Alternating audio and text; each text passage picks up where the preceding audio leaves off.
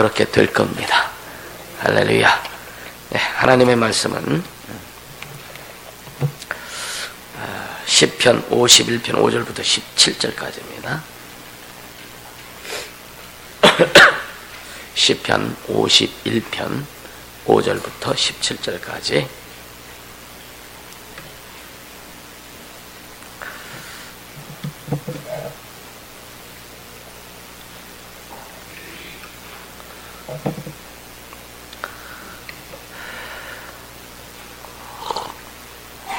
같이 읽도록 합니다. 내가 죄악 중에 출생하였으며 모친이 죄 중에 나를 잉태하였나이다. 중심의 진실함을 주께서 원하시오니 내 속의 지혜를 알게 하시리이다. 우슬초로 나를 정결케 하소서. 내가 정하리이다. 나를 지키소서. 내가 눈보다 희리이다. 나로 즐겁고 기쁜 소리를 듣게 하사 주께서 꺾으신 뼈로 즐거워하게 하소서.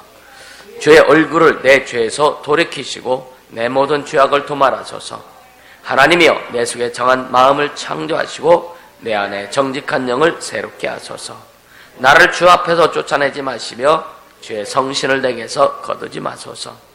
주의 구원의 즐거움을 내게 회복시키시고 자원한 심령을 주사 나를 붙드소서. 그리하면 내가 범죄자에게 주의 도를 가르치리니 죄인들이 주께 돌아오리이다. 하나님이여 나의 구원의 하나님이여 피 흘린 주에서 나를 건지소서. 내 혀가 주의 의를 높여 노래하리이다. 주여 내 입술을 열어 주소서. 내 입이 주를 찬송하여 전파하리이다. 주는 제사를 즐겨 아니하시나니 그렇지 않으면 내가 드렸을 것이라. 주는 번제를 기뻐 아니하시나이다. 하나님의 구하는 제사는 상한 심령이라. 하나님이여 상하고 통하는 마음을 주께서 멸시치 아니하시리이다. 할렐루야. 성령이여 임하소서. 여러분 느낌이 오세요? 느낌이 오세요? 느낌이? 우리는요 이 시대를 살아가면서요 인생이 항상 불공평하다는 것을 많이 발견하지, 그죠? 세상적으로 볼 땐 여러분요 불공평하다는 것들 많이 발견하게 돼요, 그죠? 잘 사는 사람은 너무 잘 살고 못 사는 사람은 너무 못 살고.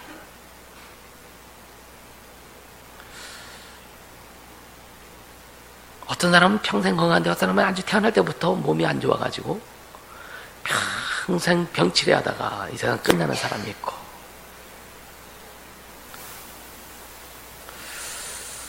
그래도 우리는요 우리가 감당하지 않아도 될 그런 일들을 감당할 수밖에 없는 상황들이 많이 와요.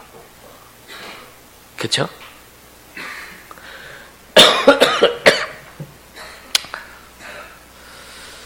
그럴 때 참 힘들죠. 그럴 때는 이 일이 나에게 참으로 주어지지 않았더라면, 이러한 일들이 나에게 발생하지 않았더라면 하는 그런 아쉬움. 근데 내가 의도해서 된 것이 아니라 나와 상관없이 그렇게 되어지는 일들이 너무나 많더라.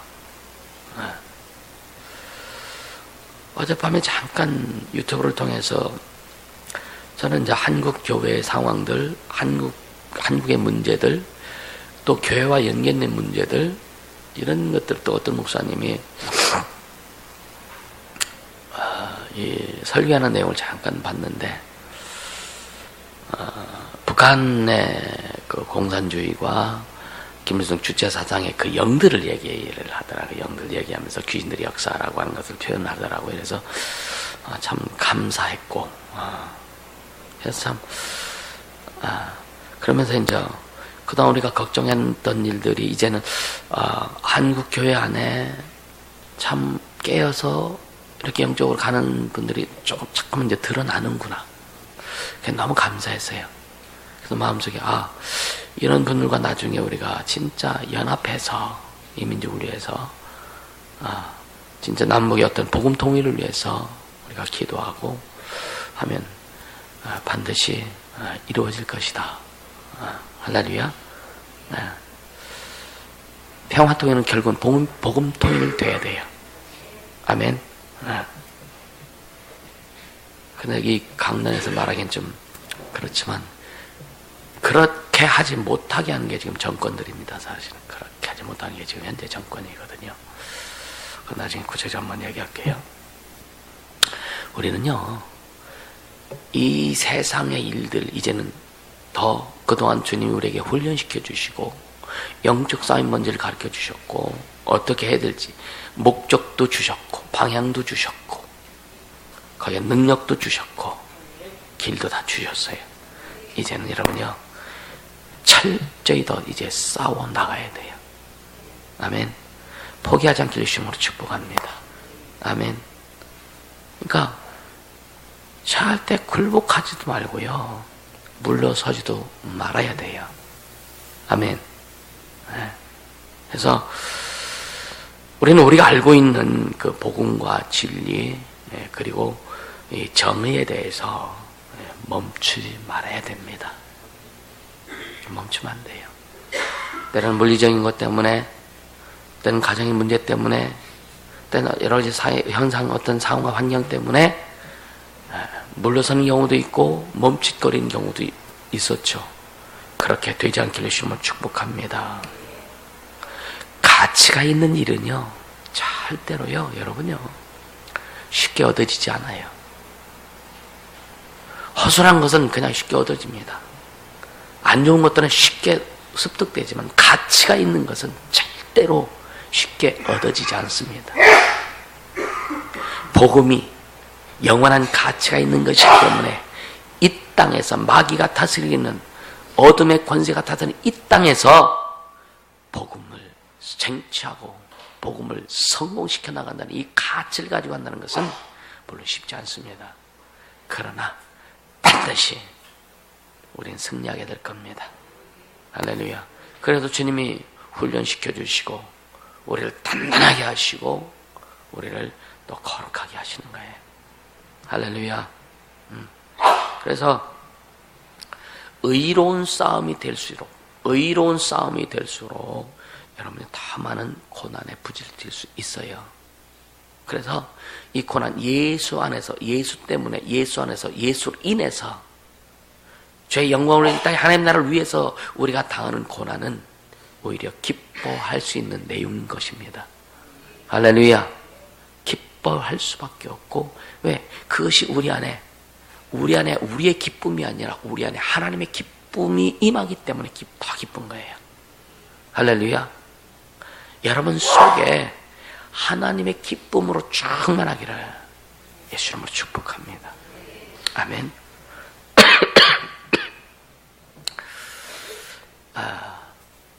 계속 말씀드리면 이제 그래서 우리는 세상을 향해서 이제 막 달려가야 돼요. 이 세상은 우리의 일터입니다. 하나님 우리에게 허락하신 일터입니다.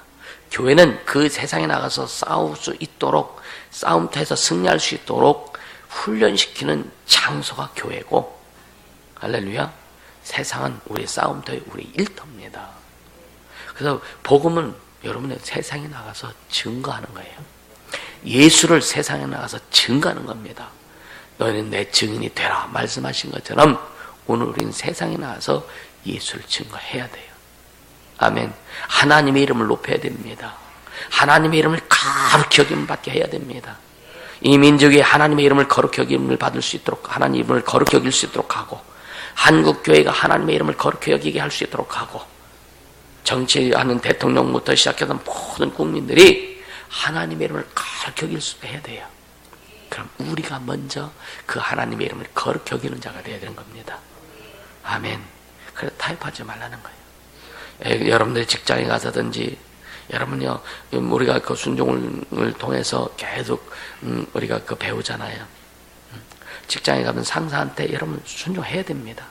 그러나 하나님의 말씀에 어긋나는 것에서는 그 사람이 세운 그 상사의 권위를 인정하면서 여러분요, 하나님의 뜻을 나타낼 수 있어야 된다라고 하는 거예요.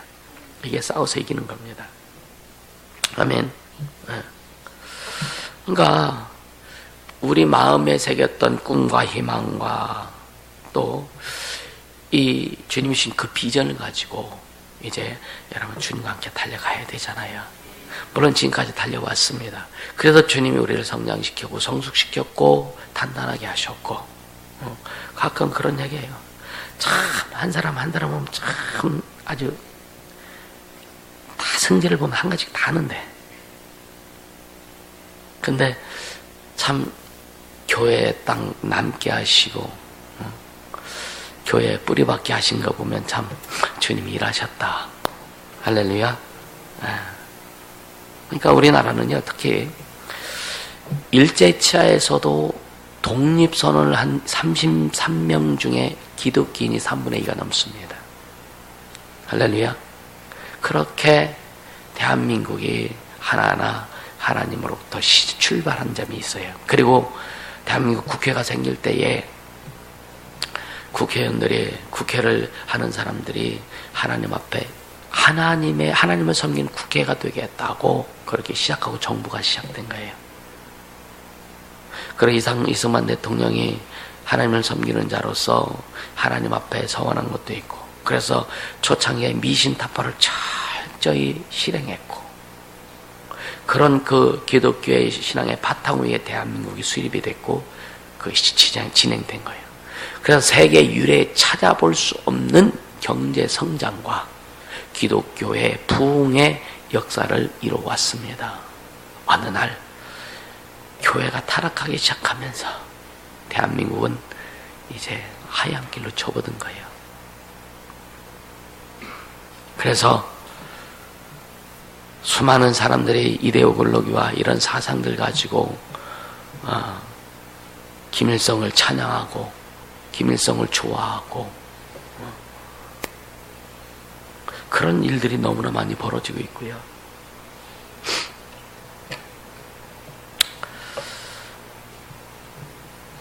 우리는 하나님의 그 이름으로 하나님의 영광을 가지고 가야 됩니다. 할렐루야. 네.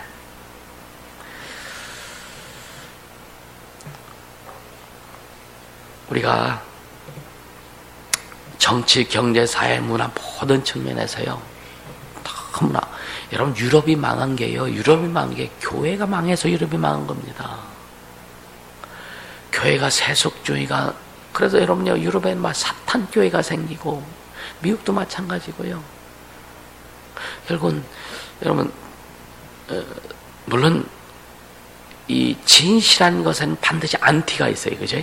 반드시 안티가 있습니다. 여러분, 엊그저께 트럼프 대통령 크리스마스 연설 많이들 봤을 겁니다. 봤어요? 백악관에서 크리스마스 점등식을 하면서 그 연설한 내용 한 5분 정도 돼요. 한번 체크해서 한번 보세요. 참 짜릿했어요. 참 짜릿했어요. 청와대에서도 그런 일이 벌어져야 돼요. 할렐루야. 우리는 그것을 위해서 기도해야 되고, 또 우리의 자녀 세대들이, 또 우리와 함께하는 자들 중에 또 그런 자들이 다 나와야 돼요. 할렐루야. 그렇게 갈 수 있게 해주시는 축복합니다. 결국은 왜 이전 18년도 주님이 성령의 임하소서라는 이 주제를 주셔서 향하게 하실까? 성령이 하시지 않고서는 이룰 수 없기 때문에 그런 거예요. 우리가 변화되는 거요, 절대 내가 막 애쓴다고 되는 게 아니라 성령이 하셔야 돼요. 여러분의 가정의 변화, 자녀의 변화요, 내가 애쓴다고 절대로 안 됩니다. 성령께서 만지셔야 돼요. 그럼 우리는 성령께서 만지실 수 있도록 다 주님께 드리고 다 내어놓고, 주님이 완전히 내 마음과 생각도 장악하고 내 육체도 장악하고, 그렇게 될 때에 먼저 신앙으로 제대로 가고 있는 여러분들이 먼저 주님 앞에 다 내어놓고 드릴 때에, 그래서 여러분 속에 성령의 임재로 충만해지고 성령이 충만할 때에 그것이 이제 자녀들에게도 흘러간다. 상황과 환경에도 흘러간다는 것을 여러분 2018년도에 철저히 경험하면서 하나님의 일하심을 보게 해주시면 축복합니다. 아멘. 반드시 그렇게 돼야 돼요. 네. 우리는 하나님의 말씀을 부르짖고 하나님의 말씀을 가지고 기도할 때에 응답 없고 우리에게 체험이 없는 그런 기도와 부르짖음은 허상일 뿐입니다. 반드시 하나님의 약속을 믿고 하나님의 이름을 걸고 하나님의 명예를 걸고 기도를 했다면 우리 안에, 우리 삶에 그것이 반드시 이루어져야 될 것이고 그것이 반드시 성취되어야 될 거예요. 그것이 하나님의 자존심을 세우는 일이에요. 아멘. 그러니까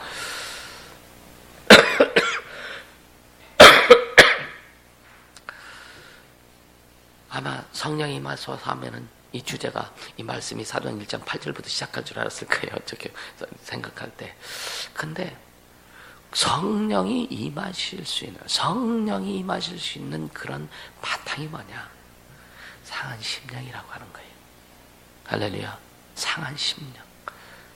주 앞에 내 모습을 다 까발려 놓고 조그만 것까지 다 까발려 놓고, 그래서 오직 주님이 다 예수 그리스도의 보혈의 공로를 통해 우리를 씻어주신 것을 더욱더 깊이 인정하고 시인하고, 그래서 매일매일 그 상한 심령의 그 예수의 보혈로 계속 씻어짐으로 인해서 다른 것이 조금 더 들어올 수 없는, 그래서 오직 성령이 온전히 일하실 수 있는 그런 상한 심령이 되어야 된다.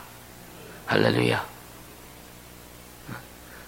구약 성령에는요, 이 뭐랄까 원죄의 부분이라든가 이런 것들에 대해서 이렇게 이렇게 문자적으로 이렇게 적어놓은 내용이 없어요.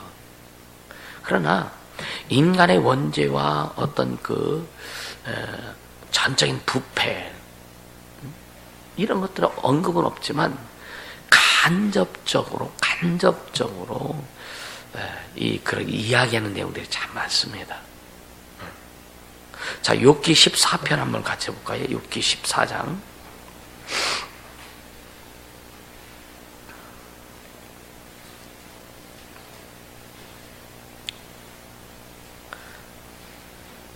욥기 14장 4절 보세요. 같이, 누가 깨끗한 것을 더러운 가운데서 낼 수 있으리까? 하나도 없나이다. 누가 깨끗한 것을 더러운 가운데서 낼 수 있겠느냐 이거야. 하나도 없죠, 그죠? 시편 53편 한번 보세요. 시편 53편.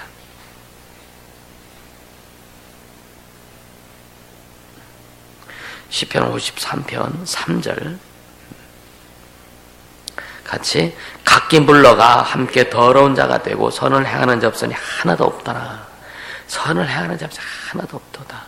이게 그 로마서에도 그런 말씀만 있죠.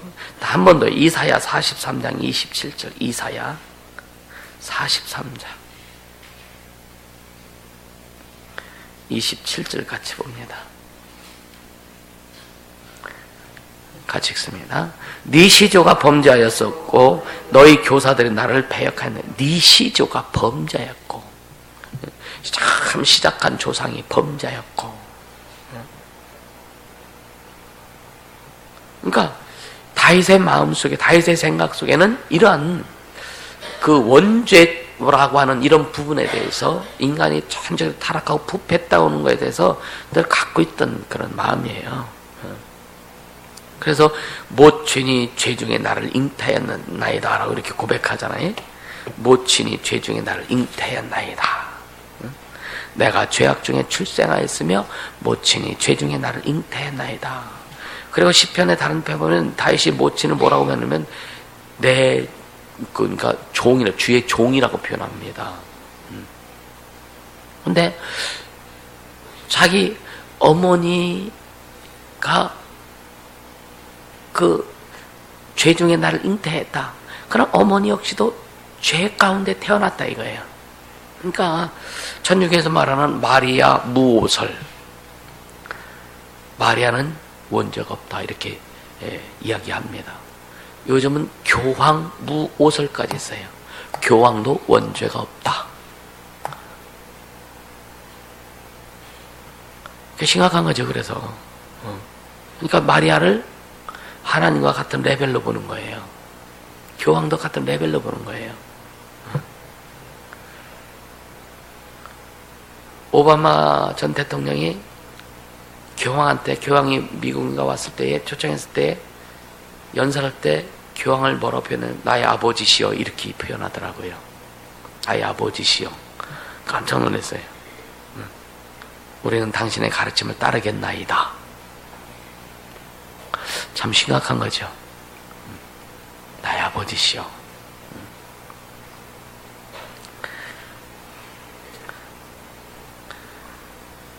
그러니까 다윗이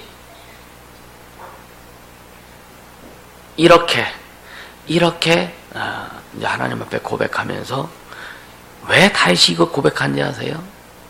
다윗이 자기의 장군, 자기 밑에 장군인 우리아의 아내 밧세바를 범한 다음에 나단 선지자가 와서 책망할 때에 하나님 앞에 무릎 꿇고 통회합니다. 그러면서 하나님 앞에 자기를 고백하는 거예요. 왕이요, 왕은 성경에 이스라엘 사람들이 하나님 앞에 우리에게 왕을 주소서 했을 때에 왕이 어떤지에 대해서 설명합니다. 뭐라 하느냐? 왕은 너의 딸들을 다 데려다가 마음대로 써먹을 수 있는 자가 왕이다.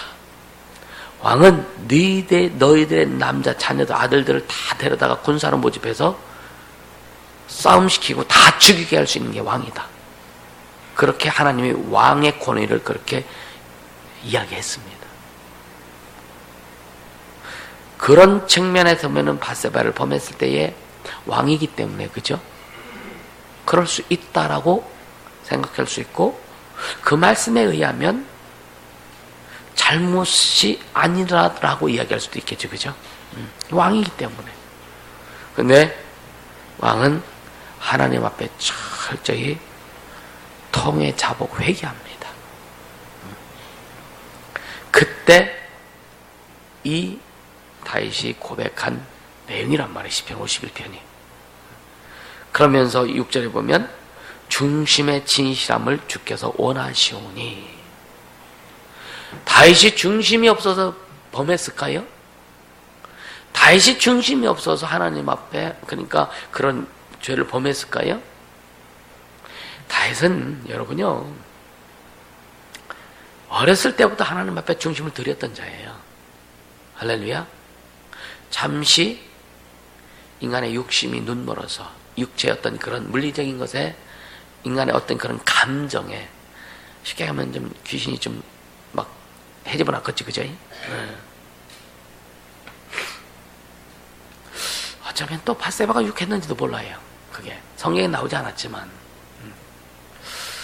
밧세바 그 집에서 다윗의 침소가 보여진다 그랬거든요. 이게 내 생각이에요. 그러면 밧세바 왕이 침소에 왔다 갔다 하는 걸 그 전에 한 번이라도 보지 않았을까? 그쵸?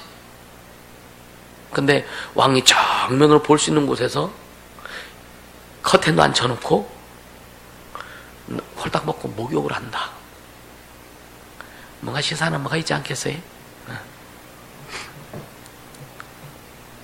그건 그렇고, 어쨌든 중심의 진실함을 주께서 원하시오니. 이 진실함, 그러니까 마음의 거짓됨이 없는 내적 순결성을 얘기하는 내적 순결성. 우리는, 여러분이요, 내적 순결성을 먼저 봐요? 외적 순결성을 먼저 봐요? 뭘 봅니까, 먼저? 우리는 외적 순결성을 먼저 보고 그거에 의해서 판단하죠, 인간들이요. 하나님은요, 물론 외적 순결성도 주님 중요시 보시지만 내적 순결성, 주님 앞에, 주님을 향한 내적 순결성은 주님을 향한 거예요.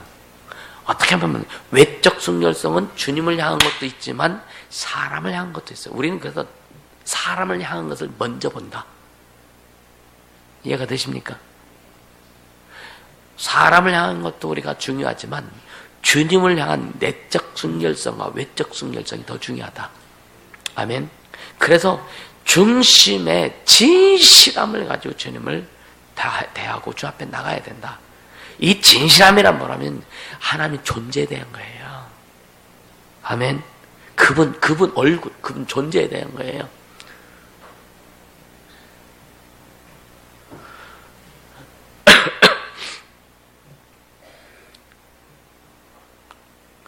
다윗은요 계속적으로, 그러니까 나중에 보세요. 사울을 죽일 수 있는 그런 상황 속에서도 하나님을 향한 그 중심 때문에 사울을, 왜? 하나님이 기름 부어 세우신 자이기 때문에 자기 손으로 어떻게 할 수 없는 거예요. 그 중심이 있었기 때문에 그렇지.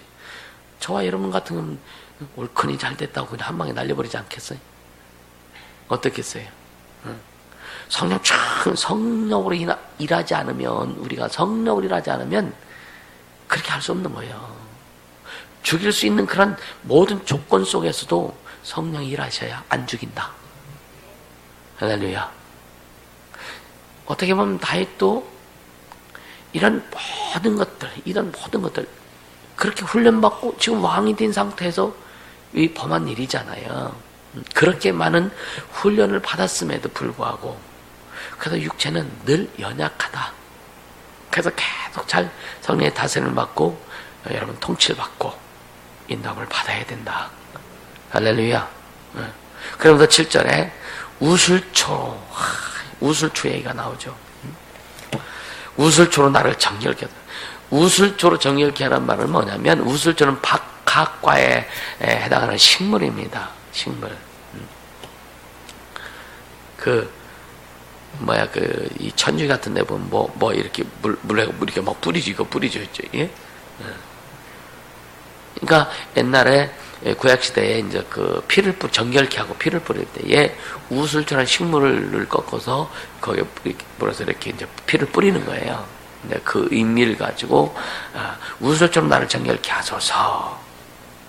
그렇게 이야기한 건데, 그러면은 내가 정하리이다. 그러니까 쉽게 하면 하나님의 방법으로 나를 정결케 하소서. 내 방법, 내 뜻이 아닌 하나님의 방법으로 나를 정결케 하소서. 할렐루야. 네. 나를 씻기소서. 내가 눈보다 희리이다.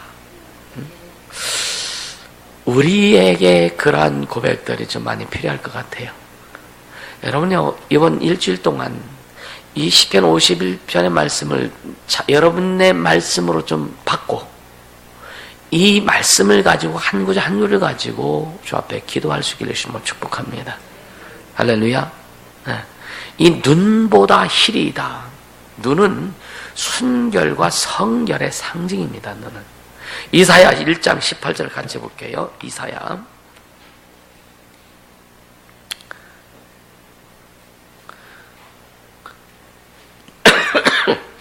1장 18절 같이 봅니다.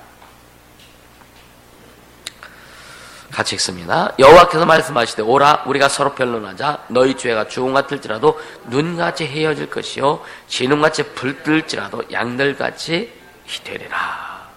눈과 같이 희어질 것. 아주 죄가 주홍 같을지라도. 그러니까 이 눈은 여러분요, 깨끗함을 우리가 이제 시각적으로 봐도 눈은 여러분 진짜 깨끗하지, 그죠? 아주 탁 쓰레기 때문에 아주 탁 눈이 쫙 덮이면 얼마나 깨끗해, 그죠? 온천하가 눈을 그냥 막 요즘은 뭐 옛날보다 눈이 적게 와요. 제가 어렸을 때는 진짜 무릎 이상으로 눈이 온 적이 한두 번이 아닙니다. 그래서 눈이 왔을 때 거기 광덕산에 올라가면 막 허리까지 차는, 그렇게 제가 고등학교 1학년 때 산에 올라가는데 막 허리까지 차더라고요. 너무 신나지. 그러니까 참 눈이 오면 깨끗하잖아요, 그죠? 그러니까 참 깨끗하고 성결하고 순결한 것들을 이렇게 상징하는데, 그래서 내가 눈같이 희리이다. 할렐루야. 우린 그렇게 될 수 있기를 주님을 축복합니다. 그러면서 8절에 보면 나로 즐겁고 기쁜 소리를 듣게 하사. 즐겁고 기쁜 소리. 여러분, 어떤 게 즐겁고 기쁜 소리가? 너 잘해. 그것만이 즐겁고 기쁜 소리일까요?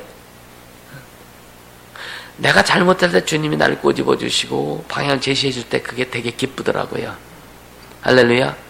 신앙이 성숙할수록, 자녀들 또한 성숙할수록 잘못된 것을 시인한다면 그것에 대해서 주님이 책망하시고 주님이 이끌으신 그 말씀이 여러분 기쁘고 즐거워야 돼요. 근데 여러분들 만약에 설교를 통해서 아니면 주의 종이 여러분들의 뭔가 책망하는 소리를 들었을 때 기쁘고 즐거우면 참 좋을 텐데, 할렐루야. 그 소리가 진짜 기쁘고 즐거워야 되는데, 그 소리를, 이 말씀을, 설교를 하나님의 말씀으로 듣고 그 소리가 기쁘고 즐겁기를 예수님을 축복합니다. 여러분 잘못 뛰어가고 있는 것을 그래 잘해 하면요 계속 구렁텅이에 빠뜨린 것밖에 안 되는 거예요. 불순종하고 있는데, 지금 잘못 가고 있는데, 잘못 가고, 그래 당신 잘해, 그래도 잘해, 그래도 잘해. 그렇다면은 물론 어린아이 때는요 잘못해도 그래 잘해, 넌 잘할 수 있어, 잘해가 잘할 수 있어, 괜찮아 하면서 클수록 이제는 잘못하면 그렇게 하면 안 돼 하는 거야. 더 크면은 그건 큰일 나는 거야. 더 크면 일로 한 대 맞아. 이것이 인도하는 방법이란 말이에요. 오늘 우리는, 여러분들은요 지금 신앙이 성숙된 여러분들의 상황에서는요 잘못된 것을 이야기할 때 기뻐해야 돼요. 잘못을 지적해 줄 때 아 진짜 나를 사랑하는구나 라고 여러분들이 인식할 수 있어야 됩니다. 아멘. 그것이 안 되면 신앙에 깊어질 수가 없고 진짜 하나님의 기쁨이 올 수가 없어요. 하나님의 기쁨이 올 수가 없어요. 자식들도 그렇죠. 자식들도 얘가 잘못해서 부모가 지적했을 때 아 얘 잘못했어요 하면 부모가 기뻐요. 그리고 돌이켜서 진짜 잘 하려고 너 애쓰는 거 보면 부모가 기뻐하죠. 그죠? 주님도 똑같으세요. 우리가 잘못된 길을 걸어가고 잘못된 행했을 때에 그거 잘못됐다, 그렇게 하면 안 된다, 돌이켜라고 책망하고 했을 때 우리가 돌이켜서 회개하고 돌아서서 바른 길로 갈 때 주님이 굉장히 기뻐하신단 말이에요. 아멘. 그래서 나로 즐겁고 기쁜 소리를 듣게 하사 주께서 꺾으신 뼈로 즐거워하게 하소서. 주께서 꺾으신 뼈, 이건 뭐냐? 사죄를 통해서 심적 고통, 그러니까 우리가 잘못하면, 여러분 잘못하면 마음이 기뻐요, 안 기뻐요? 안 기쁘죠. 잘못하고 나서 기쁠 사람이 절대 없죠. 양심이 화인 맞은 사람 아니고서는. 그래서 그 심적 고통에 대한 치유를 얘기하는 치유. 하나님이 치유. 아멘. 네. 그래서 주께서 꺾으신 뼈로 즐거워하게 하소서. 뭘 꺾어요? 잘못을 꺾는 거예요. 우리가 하나님 앞에 잘못한 걸 꺾어버리는 거예요. 꺾고 돌이킬 때 우리 심적인 고통, 아픔을 주님이 치유해 주시는 그런 기쁨, 그런 즐거움을 맛보게 해주시면 축복합니다. 할렐루야. 그러면서 9절에 주의 얼굴을 내 죄에서 돌이키시고 내 모든 죄악을 도말하소. 내 죄에서, 그게 주의 꺾으신 뼈로 우리를 즐겁게 할 때, 우리가 그렇게 회복될, 우리 그 심령이 그렇게 주님 앞에 회복될 때에 주의 얼굴을 내 죄에서 돌이키시고 이미 돌아선 거잖아요. 그래서 오직 주의 얼굴은 나를 향해서. 할렐루야. 그래서 우리는 주님의 얼굴을 향해서 달려갈 수 있는 자가 되어야 될 것입니다. 내 모든 죄악을 도말하소서. 이미 2000년 내 예수 그리스도도 우리의 죄악을 다 도말하셨어요. 죄의 문서를 다 태워주셨습니다. 십자가의 보혈의 공로를 통해서 우리의 모든 죄악을 다 씻어주셨어요. 할렐루야. 우리가 예수 믿고 구원 하나님의 자녀로서 살아가면서 또 때로는 주님 앞에 범죄하고 주님 앞에 죄를 짓고 또 인간적인 그 측면에서 악을 행할 수도 있겠지만 주님 앞에 그런 고백을 주의 꺾으신 뼈로, 그러기 전에 먼저 우리 속에 마음에 상한 심령이 있어야 될 것입니다. 할렐루야. 이게 참 쉽지 않아요. 여러분 참 쉽지 않아요. 여러분 돌이킨다는 게 참 쉽지 않습니다. 왜 쉽지 않느냐? 이것은 가치 있는 일이기 때문에 쉽지 않은 거예요. 하나님 앞에 돌이킨다는 것은 우리가 죄악의 길로 걸어가다가, 불순종의 길로 걸어가다가 돌이킨다는, 왜 쉽지 않냐? 이 돌이켰을 때 그게 가치 있는 일이기 때문에 하나님의 영광을 드러낼 수 있고 하나님의 이름을 높일 수 있고 주님이 원하시는 그 길로 갈 수 있는 가치 있는 일이기 때문에 원수들은 자꾸만 뭐를 사용하냐? 우리 자존심을 사용하는 거예요. 우리의 사고를 사용하는 거예요. 내 생각과 내 방법을 자꾸만 사용하는 겁니다. 그래서 돌이키지 못하게. 그래서 자꾸만 합리화시키는 거예요. 그런 주님 앞에 합리화가 없게 해주시면 축복합니다. 그냥 가야 돼요. 그게 가치 있는 일이기 때문에. 할렐루야. 네. 그러니까 그러면서 다시 또 주 앞에 계속 또 자신을 또 주 앞에 드린 거예요. 주여. 그 10절 같이 시작. 하나님이여 내 속에 정한 마음을 창조하시고 내 안에 정직한 영을 새롭게 하소. 정한 마음. 여러분 늘 강조했던 말씀이잖아요. 정한 마음이 있어야 돼. 주 앞에 중심돼야 돼. 마음이 정해져야 된다. 이 주정검 이것도 정한 예물. 여러분 주님 앞에 정한 마음이 있어야 돼요. 할렐루야. 진짜 중심이, 물론 육체적인 유혹을 받고 잘못할 수도 있고 인격이 부족해서 잘못할 그런 부분이 있을지라도, 그럴지라도 내 심령 속에 주님 앞에 정한 마음이 있어서 내 인생은, 내 삶은 항상 주님 앞에 달려가는, 할렐루야, 이 정한 마음이 있어야 된다. 다윗이 얼마나 이 주님 앞에 이걸 간구했을까.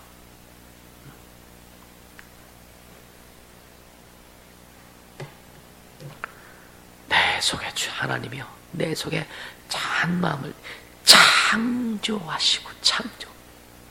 이건 일일성이 아니야.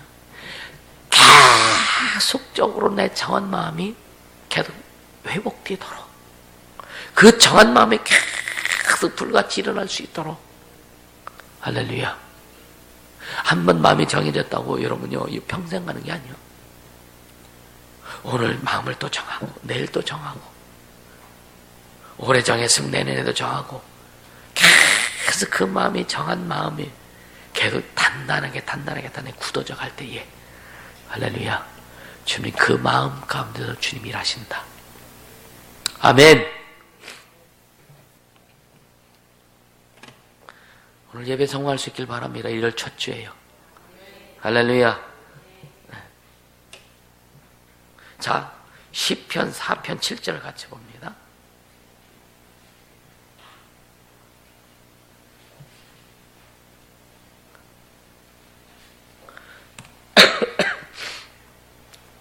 시편 4편 7절 같이 읽습니다. 주께서 내 마음에 두신 기쁨은 저희 곡식과 새 포도주 풍성할 때보다 크니라. 주께서 내 마음에 두신 기쁨, 우리가 마음이 정해질 때, 내 정한 마음이 충만할 때요, 주님께 주신 기쁨이 있어요. 주님을 향한 마음이 막 풍성해질 때, 여기에 뭐라 그래요? 저희 곡식과 새 포도주의 풍성할 때보다 더하다. 그 기쁨이 더하다. 물질이 채워지고 뭔가 내 욕구들이 채워질 때, 이거는 아무것도 아닙니다. 내 마음에 정한 마음, 하나님 앞에 정한 마음이 딱 채워질 때, 그걸 주님 앞에 고백하고 갈 때에 내 속에 그 기쁨, 이루 말할 수 없습니다. 이 기쁨을 여러분들이요 경험할 수 있길 예수님으로 축복합니다.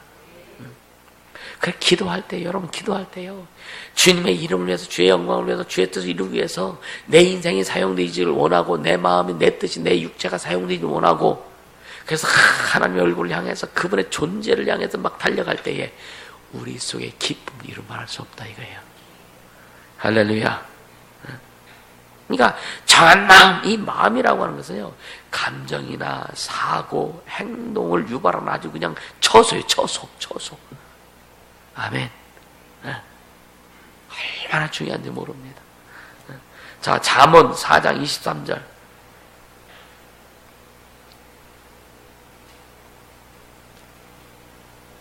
우리가 잘 아는 말씀이지만, 자, 잠언 4장 23절 같이 읽습니다. 무릇 지킬 만한 것보다 더욱 네 마음을 지키라. 생명의 근원이 에서 남이니라. 정한 마음이 있길 바랍니다. 여러분요, 마음을 지키라. 그러니까 그냥 일반적인 마음이 아니란 말이에요. 일반적인 마음을 가지고 거기서 생명이 흐르지 않습니다. 하나님 앞에 정한 마음이 있어야 생명이 흐른다 이거예요. 아멘. 하나님 앞에 정한 마음. 그 하나님 앞에 정한 마음이 충만해서 막, 여러분 하나님의 기쁨이 있을 때, 이 하나님의 기쁨 내 안에 막 충만할 때에 하나님의 그 생명이 막 흐르는 거예요. 그렇게 되기를 주님으로 축복합니다. 할렐루야. 그 다음에 뭐라 그래요? 정직한 영을 새롭게 하소서. 진실하고 아주 확정된, 하나님 앞에 확정된 심령을 얘기하는 거예요. 정직하다는 뭐 도덕과 윤리적으로 뭐 거짓말시키고 뭐 잘못하고, 여러분 이런 십계명에 관한 것은 기본적으로 깔고 가는 거예요. 여기서 정직한 영을 새롭게 하셔서 정한 마음 가운데 정직한 영이 나오는 거예요. 아멘. 정한 마음이 있어야 정직한 영이 우리 속에서 계속 흘러나올 수 있는 겁니다. 하나님 앞에 마음이 정해져서 한 길, 주님 예수의 길을 한 길로 가지 않는데 뭐가 정직한 걸 얘기할 수 있겠느냐 이거예요. 정직한 걸 얘기할 수 없습니다. 아멘. 주님은 주님 편이다. 아멘입니까? 그럼 주님이 내 편 되게 하려면, 내가 주님 편만 되면 주님 내 편이요. 아멘. 여러분요, 진짜 여러분 주님이 여러분 편 되길 원합니까? 여러분이 교회 편 돼야 돼요. 교회는 예수의 몸이고 교회의 머리는 예수입니다. 교회는 오직 예수요. 그럼 교회를 향한 여러분의 마음이, 교회를 향한 여러분의 마음이 정해져 있어야 돼요. 교회를 통해서 주님 일하시고는 그 일들 속에 여러분의 마음이 정해 있어야 돼요. 그래야 주님이 여러분 편 되어서 주님 일하시는 거예요. 할렐루야. 네. 그러니까 우리는 항상 이 마음 품고 가야 된다. 할렐루야. 네. 정한 마음과 정직한 영, 정한 마음 속에 여러분요, 정한 마음이 있어야 정직한 영, 성령이 우리에게 주시는 거예요. 천사들이 우리를 돕는 겁니다. 내가 하나님 앞에 정한 마음을 갖지 않고 천사들이 도울 수 없어요. 내가 하나님 앞에 정한 마음이 정해서 오직 중심이 주 앞에 탁 말뚝 박혀 있어야 천사들도 우리를 정한 영, 정직한 영, 천사들을 돕는 거예요. 할렐루야. 그것이 안 되면 쉽지 않습니다. 그래서 여러분이 무슨 일이 있든지 그것에 하나님이 일하시게 해야 되는 거예요. 아멘. 그리고 11절에 나를 주 앞에서 쫓아내지 마시며 주의 성신을 내게서 거두지 마소서. 주님, 난 주님 앞에서 쫓아내지 말아주세요. 할렐루야. 절대로 주님이 안 쫓아내십니다. 염려하지 마세요. 우리는 종은요, 구약은 종들을 하나님의 주인이 쫓아낼 수 있어. 자녀는 부모가 안 쫓아내. 어제는 축사하는데 7살짜리 아를 밤에 어머니가 쫓아냈어. 말 안 듣는다고 쫓아내면. 근데 얘가 나가가지고 너무 두려움에 떨다가 거기서 죽어버렸네. 그 엄마가 비록 그랬을지라도 그 엄마가 어떤 마음이었을까? 7살짜리 아이가, 예? 누가 그랬다 그러더라. 진짜요? 막 어떤 애는요, 산에다 갖다 묶어놔. 아이를 홀딱 벗겨갖고 묶어놓고 밤중에 나무에다 묶어놔. 진짜 그 공포, 그 두려움, 죽지 않은 게 다행이지. 그런 부모도 있더라고요. 이건 부모로서의 자격을 포기한 것 같아. 근데 7살짜리가, 여자애가 그렇게 죽었어. 근데 이제 아이한테 들어와가지고 그런 두려움을 조장하는 거예요. 공포를 조장하는 거예요.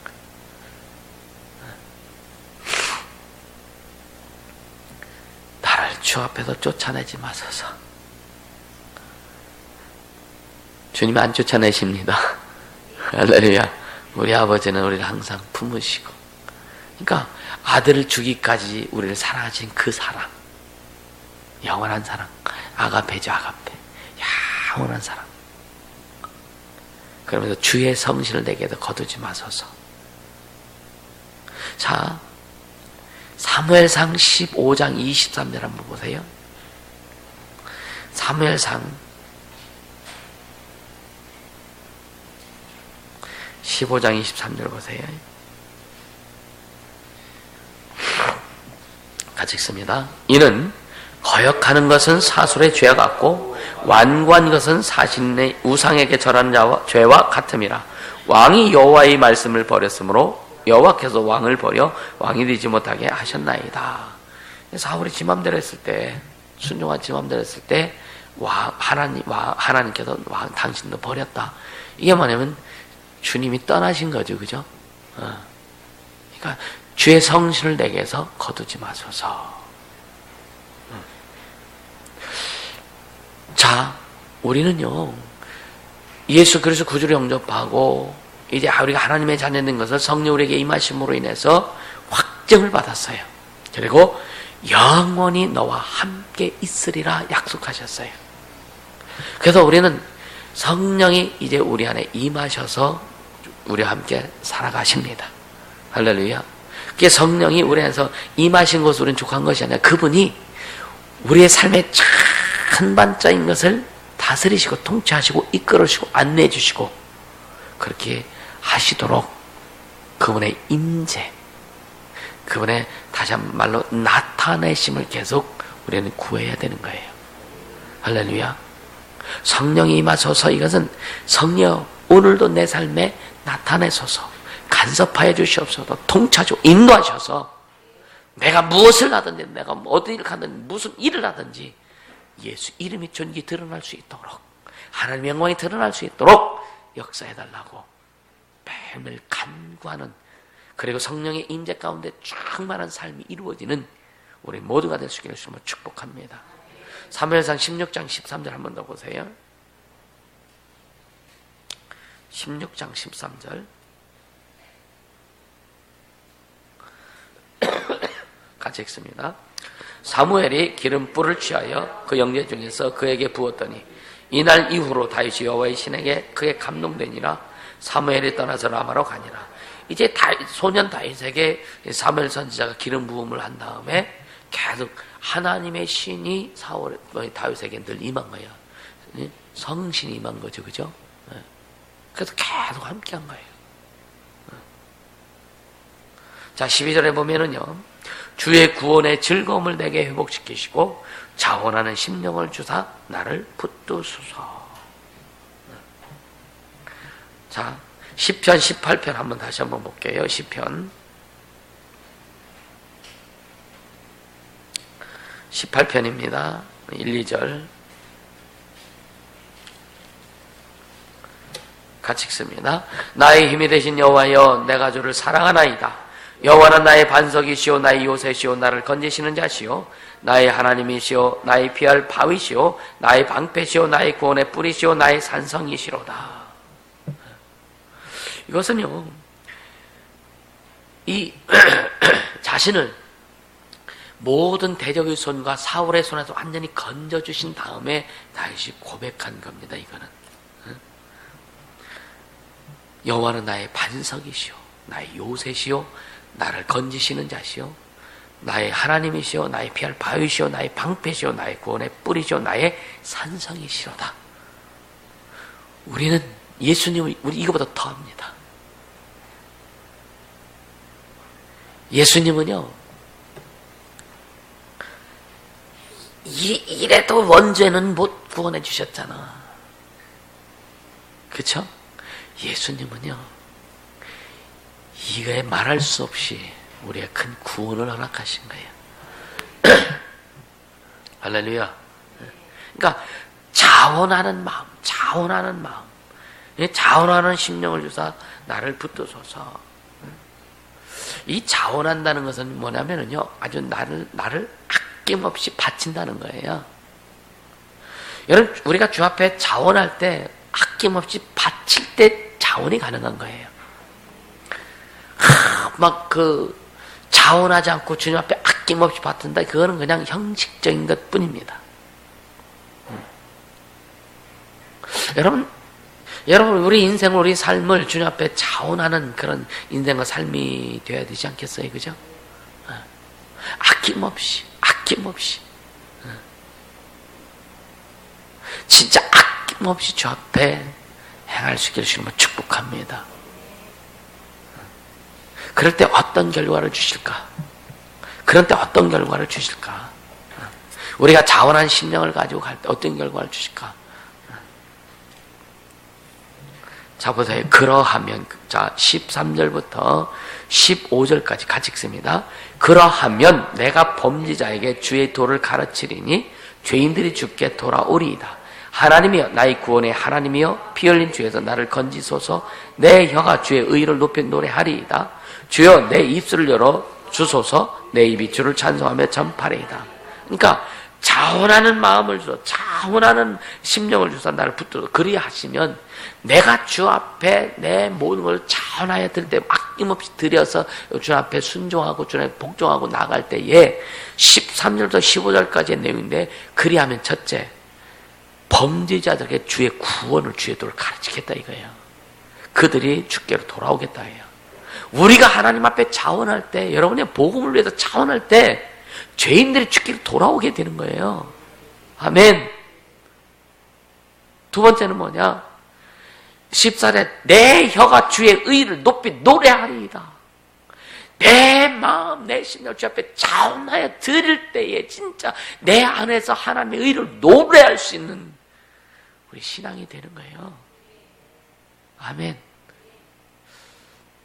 여러분의 인생 가운데, 여러분 삶 가운데서 매일매일 하나님의 의를 노래, 하나님의 이름을 노래할 수 있는 자가 되기를 예수님을 축복합니다. 아멘. 그래서 세 번째 뭐냐? 15절에 내 입술을 열어 주소서. 내 입이 주님을 찬송한다는 거예요. 여러분의 인생이 주님을 찬송하는 인생이 되고, 여러분의 인생이, 여러분의 삶이 주님을 찬송하는 삶이 된다는 겁니다. 자원하는 심령이 있을 때, 할렐루야, 자원하는 심령이 있기를 주님을 축복합니다. 아멘. 여러분 의지를 드리세요. 의지. 자원하는 심령, 의지가 필요합니다. 할렐루야. 의지가 반드시 필요한 거예요. 아멘. 그러면서 이제 그 16절에 주는 제사를 즐기 아니하시며, 이 신령과 진정이 아닌 형식적으로 드린 걸 얘기하죠. 여러분이 구약시대에 제사를 드릴 때 하나님께서 제사를 다 안 받으셨나요? 아니에요. 특히 말라기 때, 말라기 선지자를 통해서 하나님이 이 제사장들이 제사하는 것을요, 막 아주 일을 가르쳤어요. 누가 성전문을 다졌으면 좋겠다. 저는 거, 병들 거, 찌드는 거, 너희 총독들에게, 네가 다니는 회사 사장한테 그거 갖다 줘봐라. 그걸 간압이나 하겠느냐, 받겠느냐. 근데 제사장들은 그런 것을 지금 나에게 갖고 와서 제사를 드린다 이거예요. 형식적으로 드린다 이거예요. 행위는 똑같이 기름 붓고 불 펴놓고 향을 피고 뭐 기도한다고 하지만 중심에서는 주님을 향한 게 없다 이거예요. 오늘날 우리는 이 예배잖아, 예배.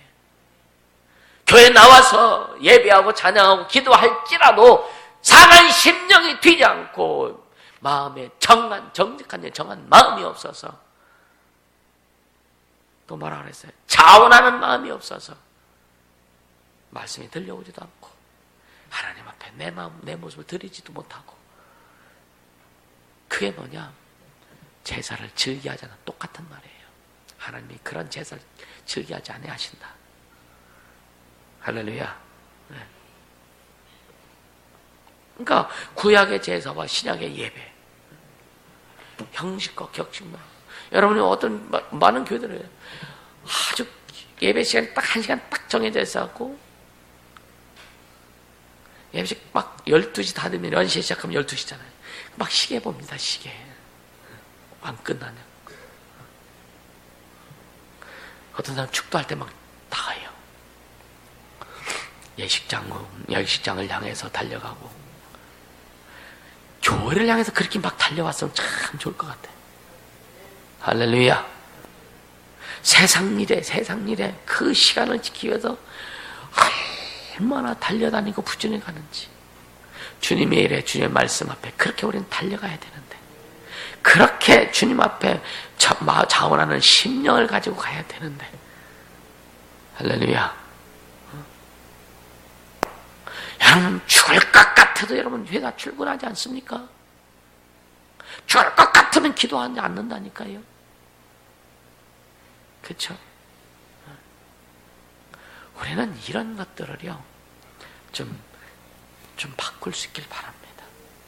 물론 너무 피곤해서 힘들고 지쳐서 못 나올 때 그 자리에서 무릎 꿇고 기도한 진짜 단 10분에서 진심으로 기도할 수 있는 그 마음도 필요하다 이거예요. 할렐루야. 그러다 집에서 기도하라는 얘기 아니야.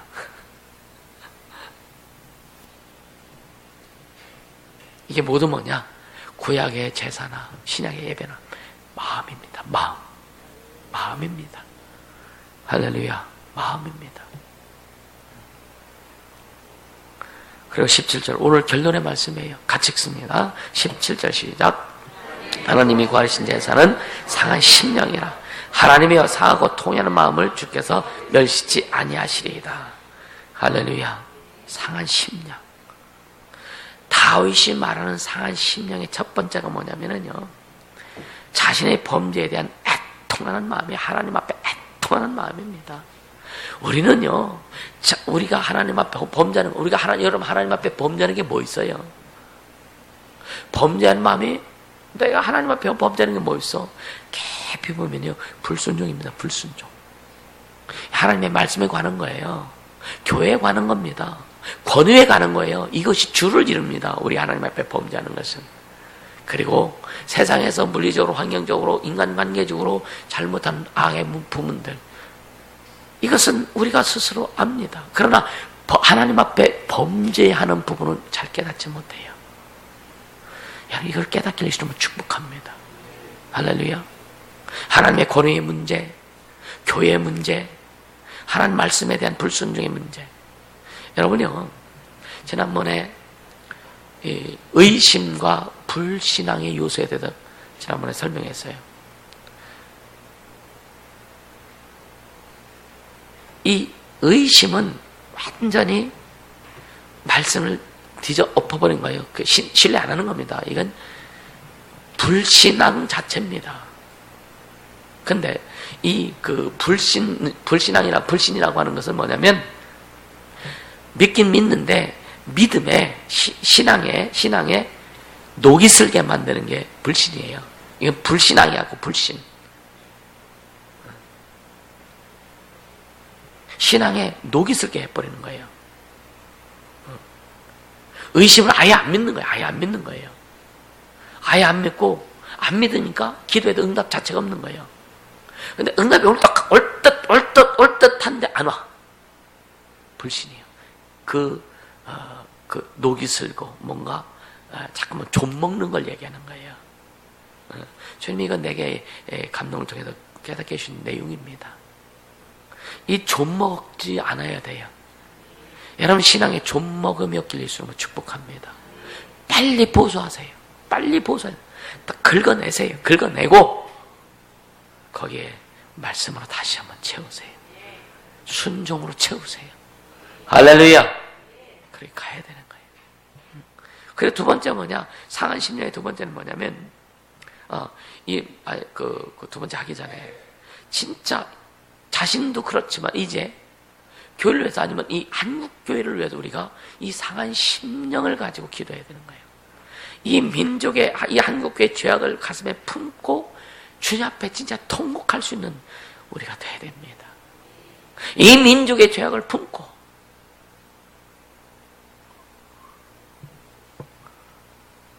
여러분이 주 앞에 통곡해야 돼요. 오늘날 정치하는 자들의 모습을 보면은요, 참 깝깝하기도 하고 심각합니다. 그들에게도 예수가 필요하죠. 할렐루야. 그래서 그 상한 통해하는 마음을 가지고 이 민족의 아픔을 가지고 주님 앞에 범죄하는 그런 이 고통을 가지고 우리 심령에 통곡함이 있어야 될 줄 압니다. 그리고 상한 마음의 두 번째는 뭐냐면 우리의 문제를, 한국교회의 문제를, 이 민족의 문제를 우리 스스로 해결할 수 없다. 주님이 개입하셔야 된다고 하는 마음이 상한 마음이라 이거예요. 여러분의 가정의 문제, 부부의 문제, 자녀의 문제, 삶의 문제 우리 스스로 해결할 수 있다면 내가 해겠죠. 그죠? 해결할 수 있습니까? 돈 가지면 될 줄 알았더니 돈 가지고도 안 되네. 이 문제가 해결되면 될 줄 알았더니 이 문제가 해결돼도 안 되네. 안 돼요. 주님이 하셔야 되는 거예요. 우리는 우리의 문제를 우리 스스로 해결할 수 있다는 그런 그 마음 갖지 말고 주님이 해결해 주셔야 된다는 마음. 이게 상한 마음이라, 상한 심령. 하나님 그걸 우리에게 요구하시는 거예요. 그래서 그것이 연계된 게 뭐냐? 지난번에 팔복에 대해서 말씀을 했어요. 심령이 가난한 자는 복이 있나니 오직 하나님만이 제일로 오직 하나님만이 간섭하셔야만 된다는 심령이 가난한 자, 그런 자가 복이 있다는 거예요. 할렐루야. 시편 34편 보세요.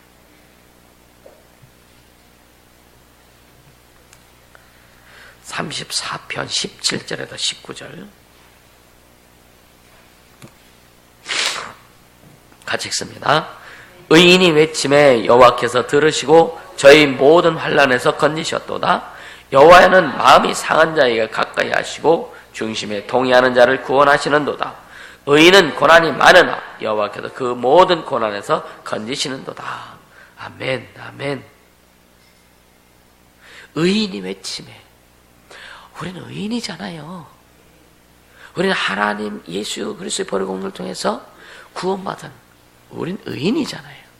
그래서 의인이 외침에 여호와께서 들으시고 저희 모든 환난에서 건지셨도다. 우리가 하나님 앞에 건짐받지 못할 것이 하나도 없다. 아멘. 그렇게 되시면 축복합니다. 그러면서 18절 여호와는 마음이 상한 자를 가까이 하시고, 마음이 그렇게 상한 자, 마음이 그렇게 통해하는 자, 마음 중심에 통해하는 자를 구원하시는도다. 의인은 고난이 많으나, 여러분 고난이 없기를 기대하지 않길 바랍니다. 아까도 말씀드렸죠. 가치 있는 일은 항상 어려움이 따른다고. 그러나 그것을 이룰 때는 큰 은혜가 임하게 돼 있습니다. 할렐루야. 의인은 고난이 많으나 여호와께서 그 모든 고난에서 건지시는도다. 할렐루야. 전적으로 오직 하나님께 매달리는 우리 모두가 될 수 있기를 축복합니다. 그렇게 가야 돼요. 할렐루야.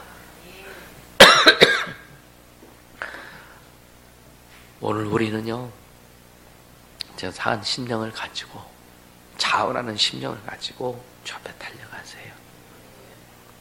여러분 개인도 마찬가지고 가정도 마찬가지고 우리 교회도, 또 이제 한국교회 복음의 혁명을 이루고자 하는 우리 교회의 비전과, 또 전국의 100개 교회와 서울의 25개 교회를 세우는 우리의 비전 위에, 또 세계의 교회를 세우고 세계 복음의 혁명을 이루고자 하는 세계 교회에 대한 우리 교회의 비전 위에 차원한 심령을 가지고 더 상한 심령으로 나갈 수 있게 해주시면 축복합니다.